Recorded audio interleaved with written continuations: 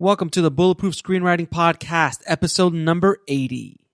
Television has raised writing to a new low. Samuel Goldwyn.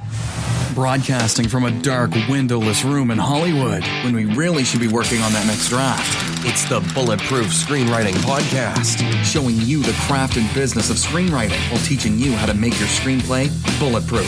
And here's your host, Alex Ferrari. Welcome to another episode of the Bulletproof Screenwriting Podcast. I am your humbled and still quarantined host, Alex Ferrari. Now, today's show is sponsored by Bulletproof Script Coverage.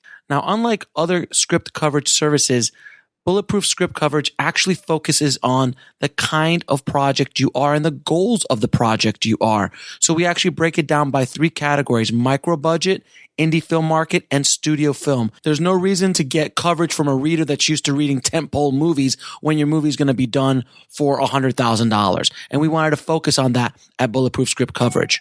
Our readers have worked with Marvel Studios, CAA, WME, NBC, HBO, Disney, Scott Free, Warner Brothers, The Blacklist, and many, many more. So if you need your screenplay or TV script covered by professional readers, head on over to covermyscreenplay.com.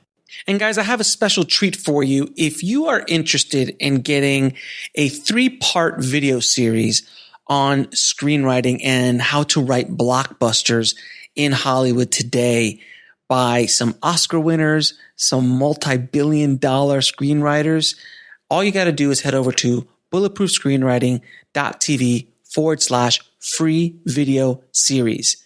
Sign up for it there and you will get 3 amazing videos, almost an hour in length total, in your inbox. So just head over to bulletproofscreenwriting.tv/free video series. So guys, before we get started, I want to let you know that tomorrow I will be releasing a surprise for the Bulletproof Screenwriting tribe. I've been working on something in the lab that I think you guys are going to be very excited about. So make sure to check your podcast feed tomorrow for that surprise. That's all I will say. I will say no more. But tomorrow you should be getting a very cool surprise. Now, today on the show, we have writer and showrunner Michael Jamin. Now, Michael's been writing in Hollywood for television since the mid-90s on shows like Just Shoot Me, King of the Hill, Beavis and Butthead, Wilfred, Out of Practice, Rules of Engagement, and more recently, Tacoma FD. And he's been the showrunner of shows like Marin and Rhett and Link's Buddy System for YouTube. And I wanted to bring Michael on the show to talk about writing for television from the showrunner's perspective. And not only the craft of writing, but the politics and the business of running a television show, what it's really like behind the scenes. And Michael does not hold back, which is fantastic. So without any further ado, please enjoy my conversation with Michael Jamin. I'd like to welcome to the show Michael Jamin, man. How you doing? Good. Thank you for having me. Oh, thank you, man. We're just trying to survive the COVID onslaught right now in our industry. Yeah, I hear you. It's not easy out there. Yeah. It's not easy, and unfortunately, I don't foresee it getting any better anytime in the near future. No, I don't even know how they thought it was going to get better. Like, how do you put people on a set together? They're all going to be wearing masks on camera. How is that going to work? So I don't know. We'll talk about like specifically TV, because at least features you might be able to get outside a lot, and maybe you can make some stuff work on location, or you just shoot in New Zealand, which is obviously COVID free. Yeah, but they don't want us there. And nobody wants us anywhere in the world right now. I know. But that's another podcast for another time. All right, so before we get started, how did you get into to the business? Well, in high school, that's what I wanted to be, a comedy writer. I saw Cheers on TV. I was like, that's what I want to do with my life. Yes. Like that, And then I went to college, and 2 weeks after graduating, I got into my car, drove to LA, and didn't know anyone. And I was like, well, I'm not going to leave until I make it. And so I struggled a couple of years. I was a PA for a couple of years. I wrote on some horrible projects, but then I finally broke in with my partner, and we got a job as a staff writer on a show called Just Shoot Me. And then we've been working ever since. That's actually, I remember that show. That was a pretty popular show back in the day. Yeah, it was a big show. Yeah. And that was your first gig in the writing room? Yeah, staff writer, yeah. Staff writer. Let's dissect that for a second. How did you get that first paid? Like, how did you get that gig? Because it's not easy to become a staff writer. Even at that time, it was still fairly competitive. Not as competitive as it is now, but it was still fairly competitive. So how did you get in? Did you use a sample? How did it work? To be honest, my first job before that, I was an assistant for executive producers, and they were running a TV show. So I was answering their phones. And then they gave us, me and my partner, a script, and they were running a show called Lois and Clark, Superman. Of course. Right? Of course. So that was my first professional script. They say, okay, we'll let you pitch. And we pitched a couple ideas, and they loved one, and that one became like a big hit on their, for Lois and Clark. So with that, we were kind of able to solicit agents. And then we found an agent, and my partner and I, we must have written probably 8 or 10 spec scripts together. And the first one we wrote was a friend's, but a spec script. And then we kept on writing because we didn't get any more work. But ironically, that script got into the hands of Steve Levitan's assistant when he was staffing for Just Shoot Me.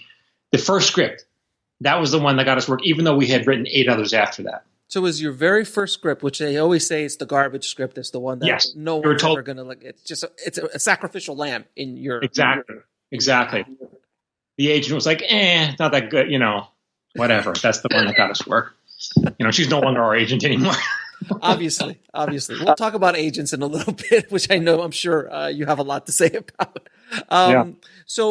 So you write. So that was the big question. I always talk to screenwriters, and they always want to write like an original, if they want to get into television, or now television/streaming, which is basically the same thing at this point. Right. They always like, I want to write an original, or I want to write a pilot, and that's going to be my writing sample. Right. Do you suggest writing sample scripts of existing popular shows just as a writing sample, or to go in with a fresh idea? You know what? That's a really good question. Like back when I broke in, it was easier because there's 4 networks and everyone knew the big shows, like Seinfeld, Friends. Like everyone watched those shows. Now, what's the one show that everyone's watching? There really aren't that for sitcoms. There's really aren't. It's just Tiger King, obviously, but other than that, So like last year there was Big Bang Theory, but that's no longer on the air. So, or maybe Barry's the big hit, but that's not like, it's a great show. I don't know if everyone's watching it. Everyone was. I mean, Big Bang was probably Big Bang was kind of like the last run of those kind of those sitcoms like Friends or Cheers or Seinfeld. Yeah. That was the last one. Is there one going? Modern Family just left. Exactly. So there really isn't. So that's why people are writing original stuff. But the problem with the original is like, that's a whole different skill set. Creating characters in a world and a fresh original pilot. Like when I'm hiring on a show, I don't need to know if you can do that. I need to know if you can write for existing characters. I don't need to know if you can create your own. That's not the job requirement. Mm-hmm. And so I think it's a lot harder for people trying to break in now because they have to show original work just because no one's watching those other shows. You can't really spec those other shows. So the bar is a little unfair. That's why, it's a little unfair for people breaking in.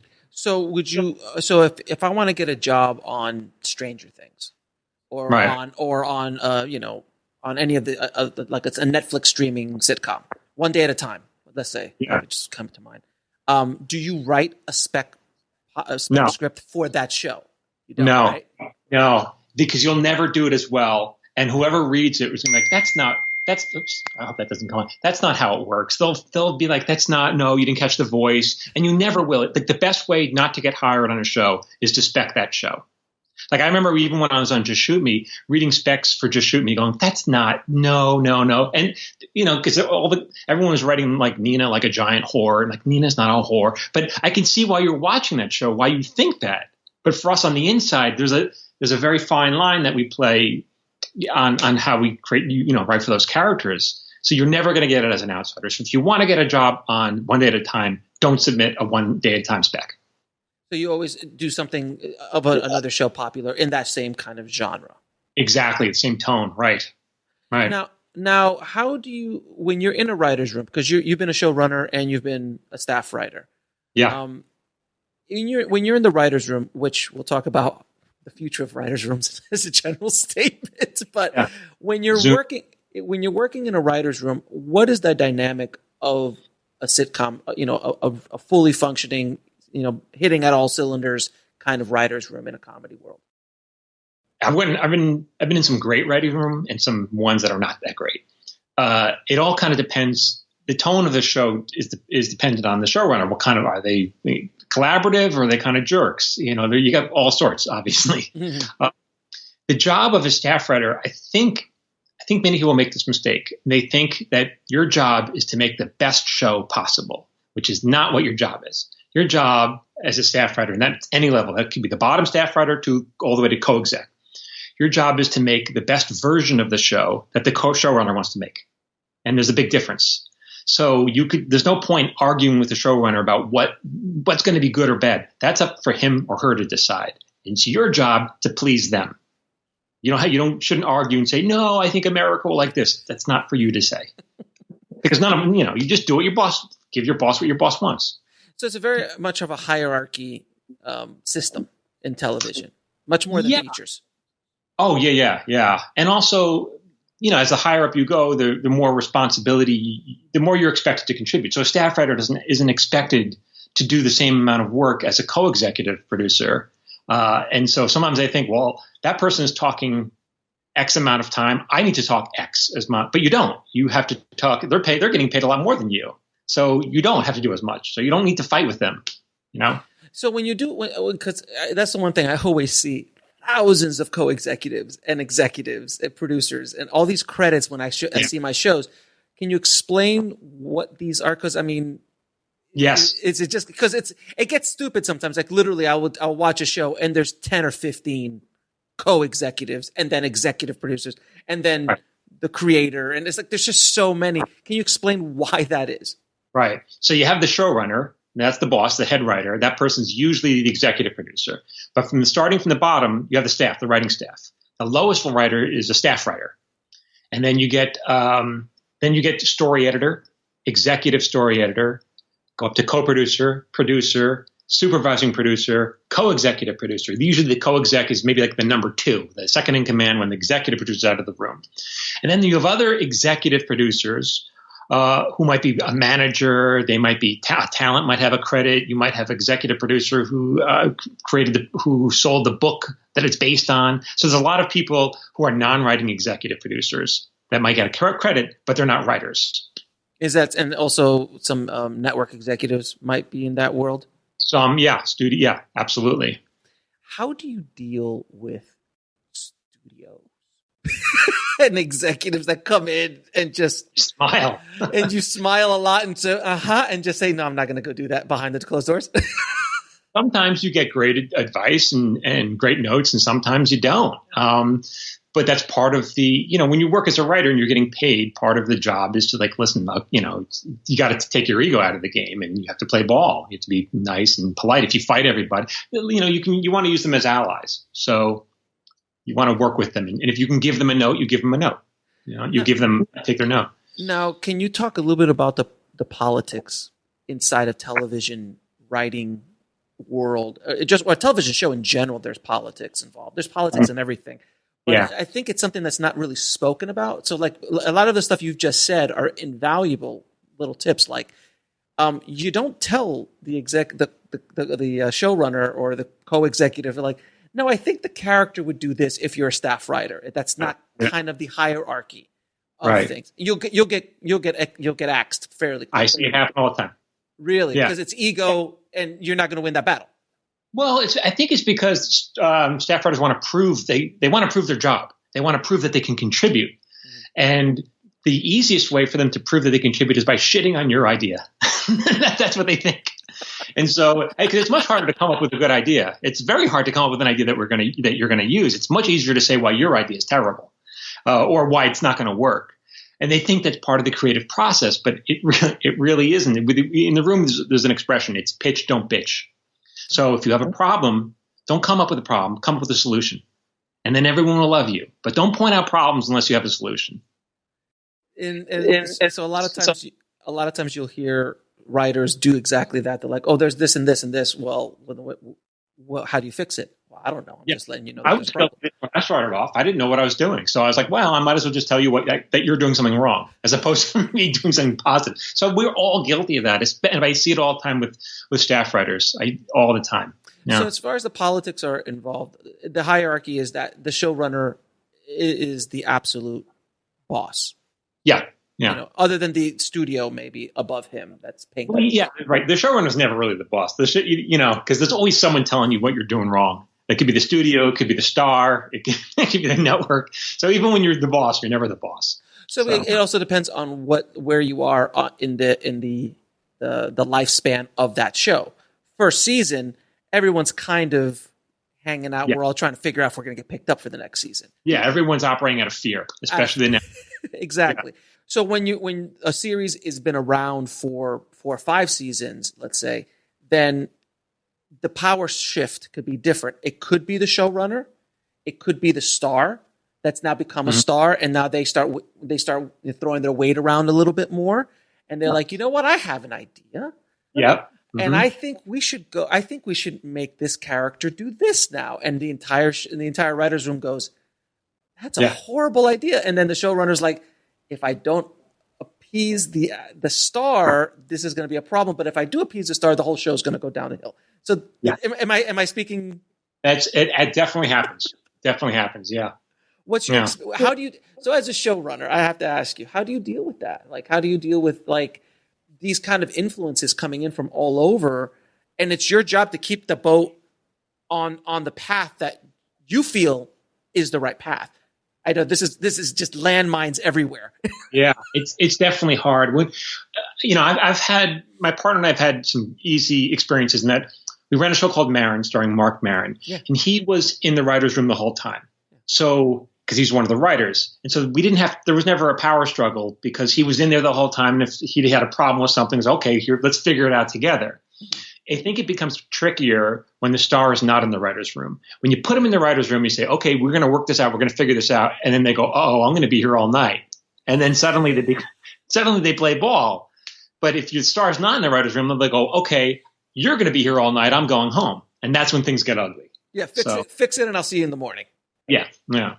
But we've had experiences, so yeah. And it goes. I'm sure, and I'm assuming you have horror stories and you have stories that are fantastic, and you're like, oh, that was just a pleasure to work. Like Maron, I'm assuming I've heard great things about him, and he was always game. Like you'd pitch something to him and be crazy, and he'd go, yeah, okay, I'll do that, and you're like, really, because he was just game. So he's very open. Yeah. So let's talk a little bit about COVID right now, because as we're recording this, we're in the middle of COVID. We're arguably still in the first wave of this thing. I remember a month ago or a month and a half ago, Hollywood was reopening. There was going to be new guidelines. Yeah. And as they were announcing all this and the unions were signing off on stuff and all of this, I'm just going to myself, you guys are insane. I know everybody wants to go back to work. Right. But the insurance would never sign off on it. So it doesn't matter if everyone wants to.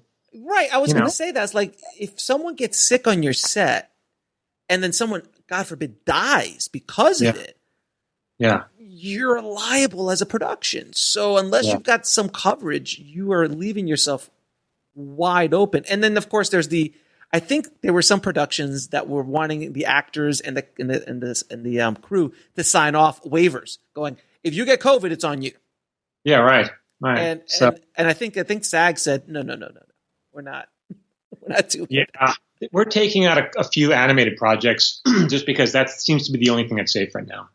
Right. And so with COVID, how is writers' rooms are still going right now. But in a Zoom style process, because a lot of the late night shows are still going from home. Yeah. And they have writers' rooms. And I was watching an interview with Trevor Noah, and they're like, the first couple weeks were just like on top of each other, who's muted, who's not muted, who's talking, who's not. But then he goes, but then we just got into it. Have you had any experience with? No, I was on the last show I was on Tacoma FD, and that's a live action show, but that hasn't come back I'm sure it will, but it hasn't come back yet for the 3rd season. So I don't know what the plan, and if they are going to pick it up for the 3rd season, I think they are, but I'm not sure when, because when can they shoot it? So I don't know what the network's plan is on that. So I haven't been in a virtual writer's room yet. How do you feel it's going to work from your opinion? I think for it to work, it has to be a small room. I think you can't have the same number of writers as you used to, because everyone's talking over each other. What is the standard writers' room in the comedy world? They're getting smaller now, because especially as you go to cable and the budgets get smaller, maybe 8 writers. But on Marin, first season, there was just 4 of us. 4 of us. There was 4 of us, yeah, and Mark was one of them. Yeah. That's actually a pretty tight. That's me. That's tiny, because you have to do 13 episodes, and then that means everyone has to write a ton, and you only have like 10 weeks of pre-production. It was stressful. We had to bang that thing out. So that's a good segue to the next question. You obviously started in the traditional television world when there was only 4 major networks. And now it's 1,000 networks with 20,000 shows. Budgets have started to drop dramatically because it's just the nature of the beast. And you've worked on both sides. And you've worked on cable shows. You've worked on streaming shows. How do you adjust? Because the budgets keep going down and down, right? When we did Marin, that was the first show my partner and I ran. And I remember the budget on that was about 1/3 of what a network show was. And so a network show you might shoot in 5 days. Marin, we had to shoot in 2.5 days. Each episode, 2.5 days. And I remember getting a tour. They put us up in some kind of dumpy building in Glendale, some kind of low rent production office. And the woman was giving me a tour of the office. The woman from the studio was giving me a tour of the office. And she goes, "I shouldn't tell you this, but we're all laughing at you in the office." And I'm like, "Yeah, you shouldn't tell me." Like, why are you laughing? And she goes, "Because your budget's so low. We don't think you could make it." And I was like, "Ugh, this is not what I needed to hear on my first day as a showrunner." And I said, "Well, do we get to have a whiteboard?" I meant it.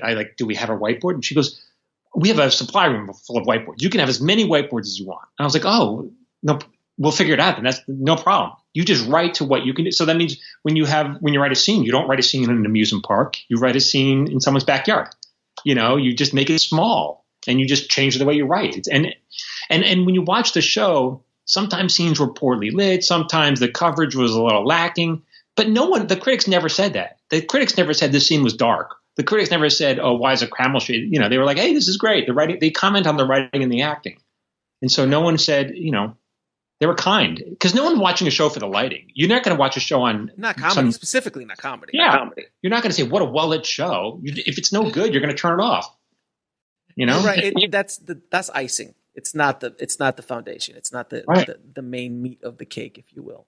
Right. Now, there was another thing I wanted to ask you about the world of the Seinfelds, the Friends, the Cheers, residuals of those shows are legendary. I mean, the Friends cast still makes, I'm sure the writing staff still makes obscene amounts. Like, you get one show and it's a hit for 8 or 10 seasons, you're good. You don't have to work anymore.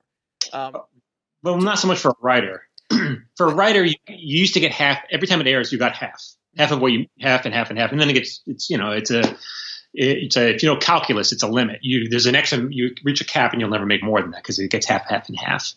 Right. And then, but now the buyouts are going to like Netflix and they just give you a one-time fee. Right. So they buy it out and you don't really get residuals. You get like a one-time check. Right. So that changes the whole conversation, because the days of A Modern Family, the days of Friends, but even Modern Family that just finished this year, those residual packages, the studios are just trying to go away from that, because they're like, "Oh, wait a minute, Netflix isn't doing it, so why do we have to do it?" Now, even Disney's like, "Yeah, we're going to give you like 2 runs of residuals, and that's pretty much it, guys." And that's for everybody's staff and everything. So that really changes the game for not only actors, but for showrunners, for creators. These really fat packages that they would get in the back end are going away, essentially. Yeah. What's your feeling on that? And how has that changed the way you think about your career moving forward? And specifically, because you obviously started back in the day when those packages were still around. And they are still around to a certain extent in the network world. Some people, for some people. But how does that change the trajectory of a writer's career? Because before, you kind of like were looking forward to that mailbox money. Yeah, it makes it a lot harder, to be honest, as a middle class writer, as it kind of squeezes you out because people used to rely on those residuals, and now they're not there anymore. And the network, the orders are shorter and shorter. So in the past, I was on Just Shoot Me. You do 24 episodes a year, and you get paid per episode. Now you'll be on a cable show. You'll do maybe 8 or 10 episodes a season, and then you got to find another job. You have to somehow, also another job, yeah.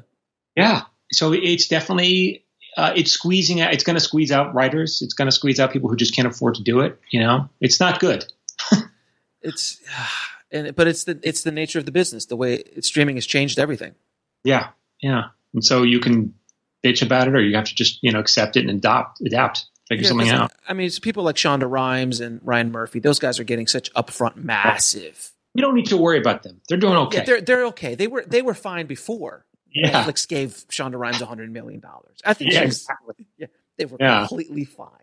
Yeah. Us, everyone else we got to worry about. But I wanted to kind of bring that up because I want there to be a realistic idea of what an actual television writer is going to be doing in the from now moving forward. Everyone's like, but it's the golden age. There's so much opportunity. Absolutely, there is a lot of shows. There's more shows, but the money is much.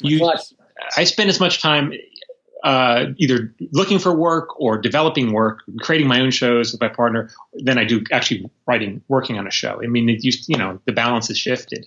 So it's much more money, but you're also in a position that you have track records, you have a reputation that you can walk in with a brand new show and and I've been a showrunner and all that stuff. So you're in a very unique scenario that makes all the sense in the world. You shouldn't be going after staff writing jobs at this point in your career. Right.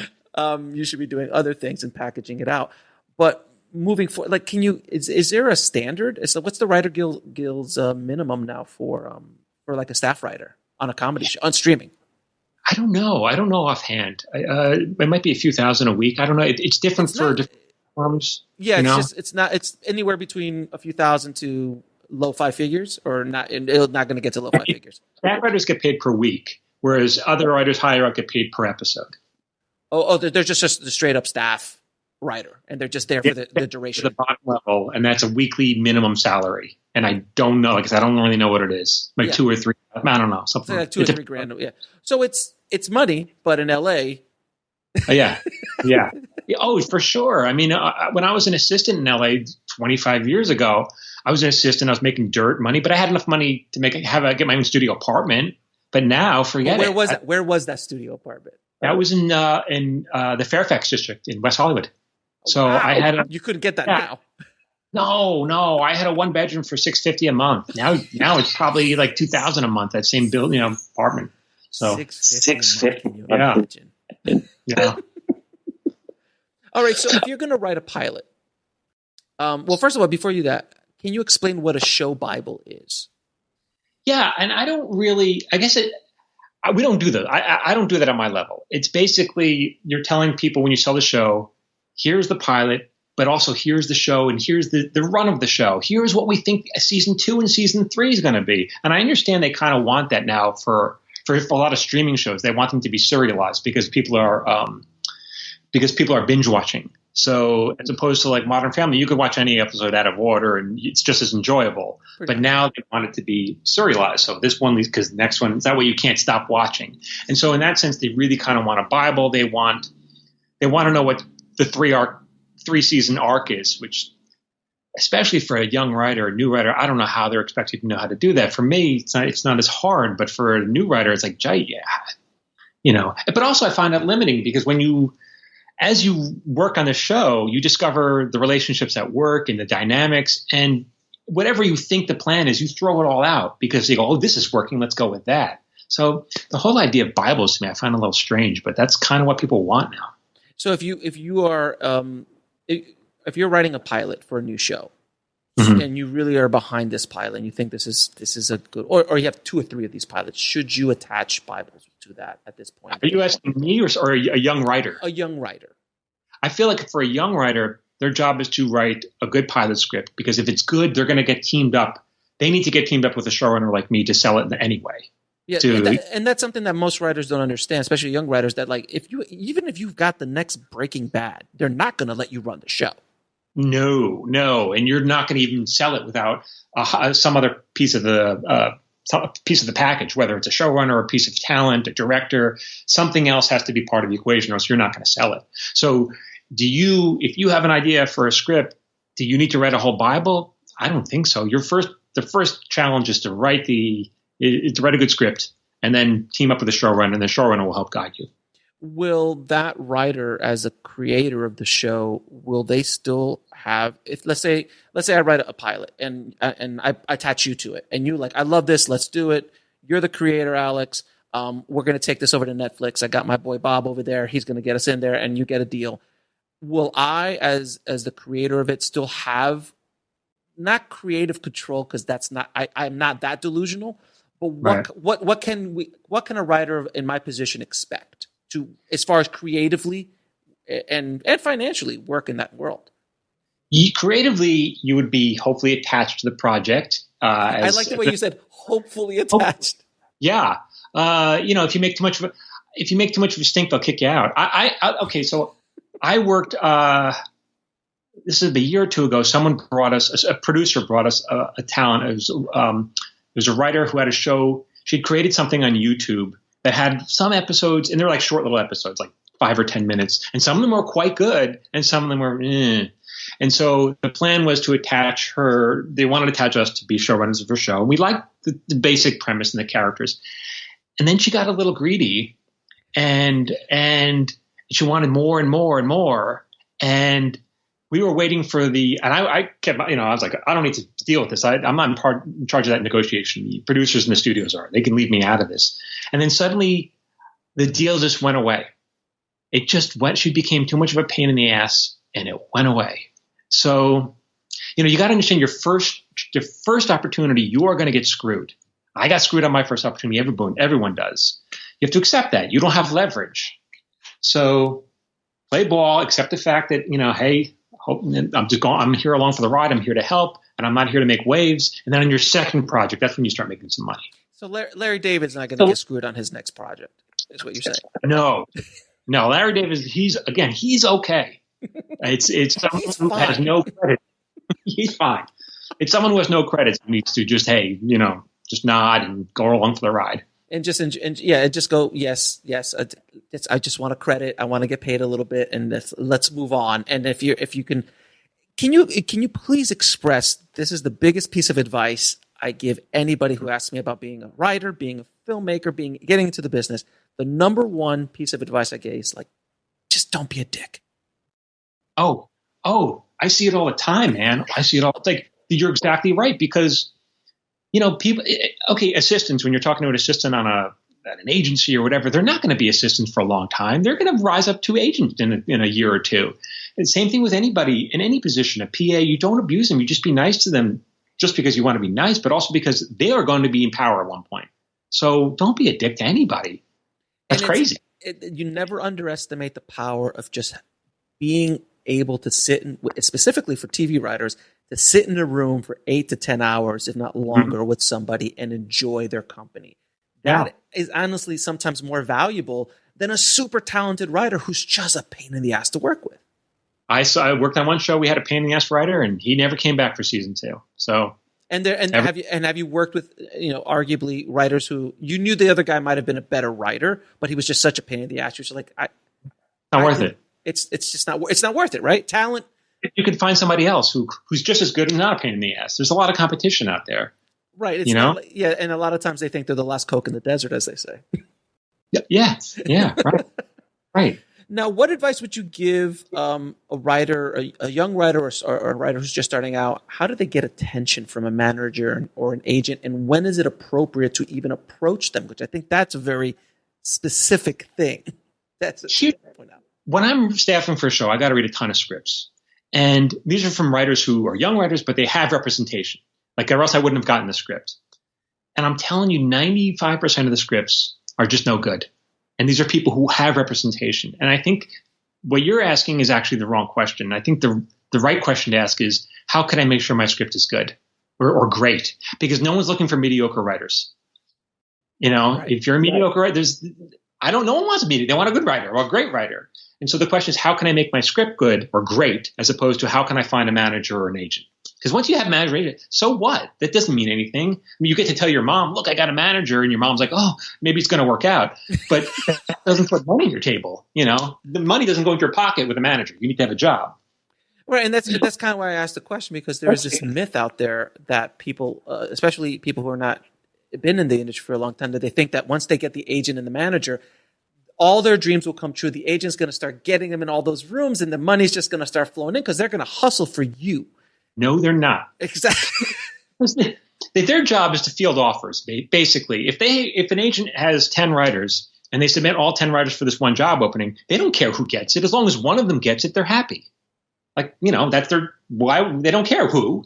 And so they're not going to fight for you. Maybe they'll submit you, but they're going to fight for the one who gets the job easier.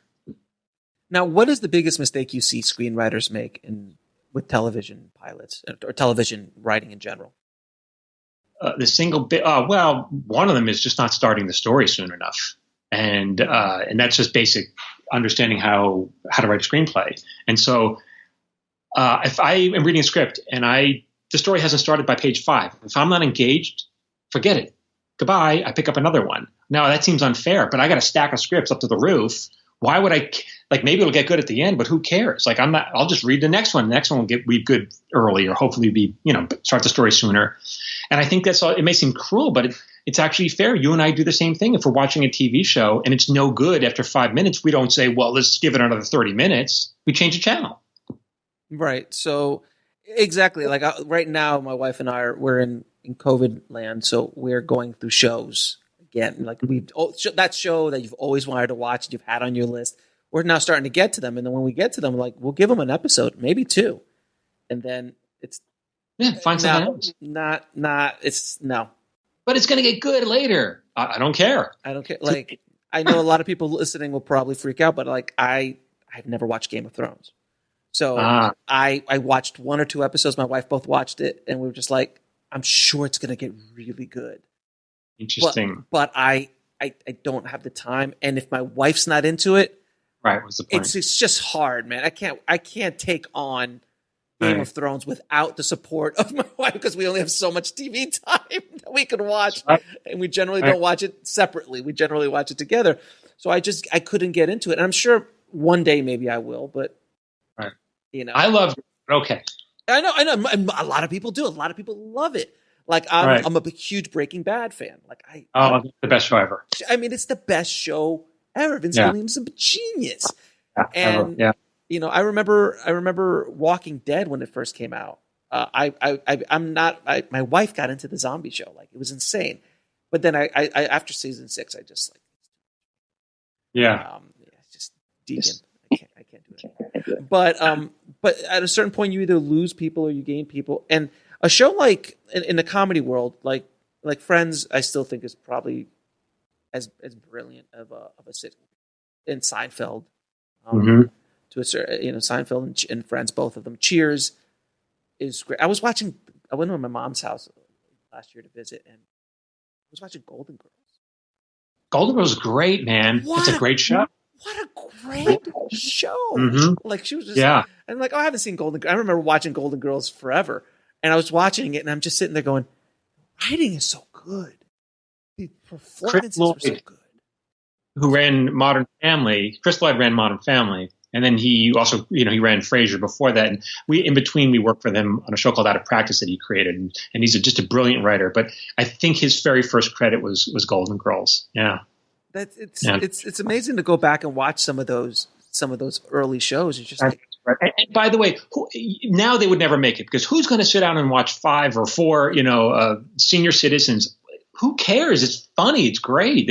But they don't make those. They won't make that show now, because what's the entry point? You'd have to be 25-year-olds or whatever.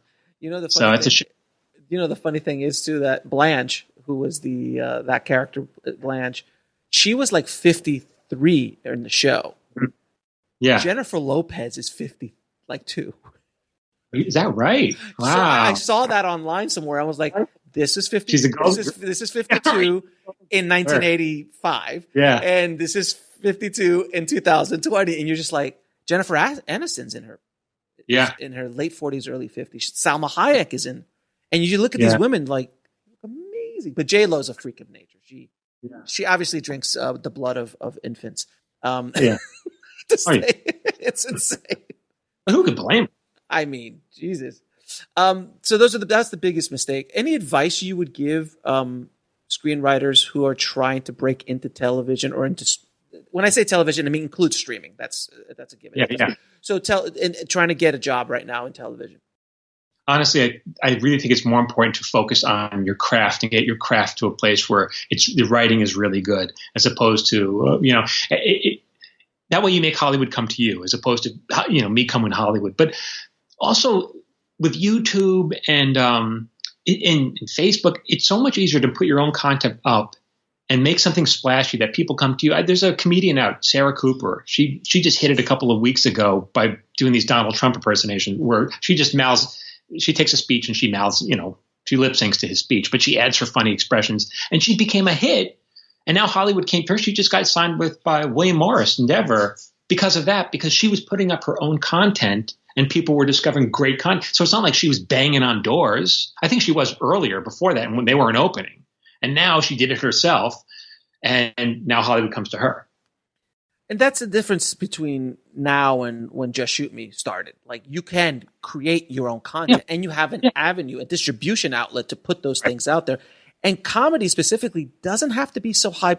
I mean, it just has to be funny. Yeah, it doesn't have to be well produced. No, you don't need to spend a ton of money. You have a phone. You can edit on your phone with an app for $5. And, it's a little harder now with COVID, but whatever. Do a puppet show. I don't know. Put up your content. But make it good, Do you suggest that writers create, because there's a lot of these Amazon Prime series that are out that are like, they're just self-produced and they have like 8 episodes, and I've seen these running and they're funny and stuff. Do you recommend writers? Does that have more cachet with you, that they have something produced that they produce themselves that you can send you an episode of to see their writing, or is it better the old-fashioned way with just a script? It's not so much they should send me an episode. I should discover an episode. It should be so big. People should say, "Hey, have you seen this? Have you heard of this?" So again, it's not about knocking on doors. Hey, Michael, will you watch my stupid episode? No, it's the other way around. Make something great and focus on the writing, and then you'll be sought after. Now I'm going to ask you a few questions I ask all of my guests. What are 3 pilots that all TV writers should read? Oh, wow. That's, I read so many. I'll go back and reread pilots just to see how they do it when I'm working on something else. So the Frasier pilot was terrific.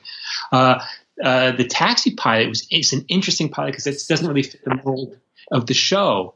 But there's so many, and they're probably all online. The more you read, the better, honestly. But Frasier was Friends was very good, but like the Seinfeld pilot is not what Seinfeld became, right? It was the Seinfeld Chronicles, right? Yeah. So even season 1 was like, that's not the show. So, but you should read as many as you can just for story structure. Look, where are the act breaks? How are the characters introduced? Where the act break moments are probably the most important thing to look for. What kind of act breaks are we telling? And what's the world? And what's the main relationship we're going to be following in this pilot? Now, what is the lesson that took you the longest to learn, whether in the film business or in life?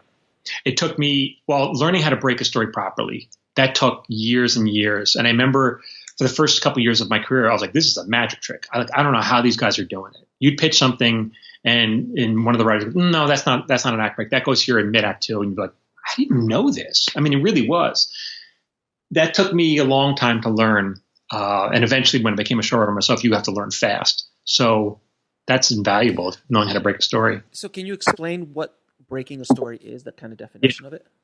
So when you have an idea for an episode, and then your first question is, well, is this have enough weight to carry an episode? Or is this just a scene? Is this is a line? And I think a lot of people struggle with that. I got a million ideas. I'm like, listen, I know you have a million ideas. I have a million ideas too. Half of them are shit. So how to identify what are the good ones from the bad ones?